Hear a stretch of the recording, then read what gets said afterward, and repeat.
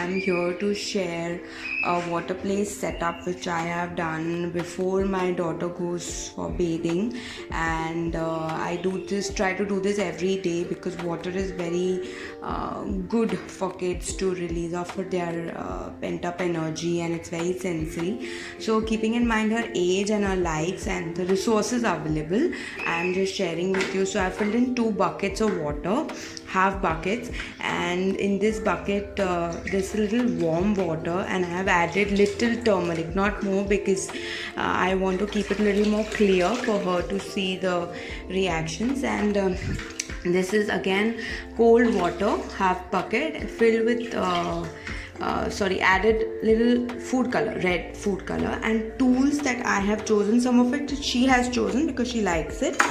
She has this injection, so she will try to use this. It's broken, but it was her choice, so let's see how it works.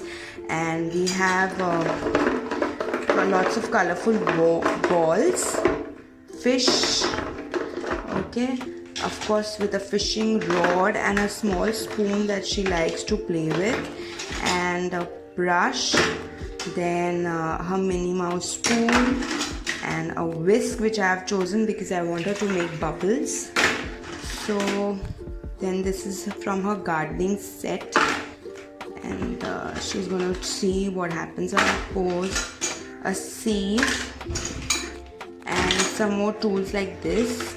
I have particularly chosen this tool, which is a dropper, and I will be giving her one of her favorite pink color bucket to play along. So basically this I'm going to guide her a little bit about how to play with these tools, ask her if the balls are sinking, floating, and maybe we will put some fishes down and ask her to remove the fishes with a sieve. So this can be played even for a 1-year-old up to, you can say, 3.5-year-old, depending on the tools that you give and whatever is available. So you can try out these activities. Really helps before you give a bath to the child, and there's good release of energy. You can do sink and float, mixing, pouring, transferring activities. Thank you so much. As you can see, she's transferring balls from one bucket to another using the sieve. Here you can see that she's exploring the tool given to her. She's trying to understand where the water is pouring. She's using the dropper, very good for her fine muscles and eye-hand coordination.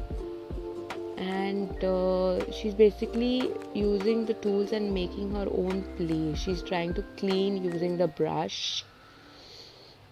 She's using the sieve to catch the balls. She's going to drop the balls in the water to understand if it's sinking or floating.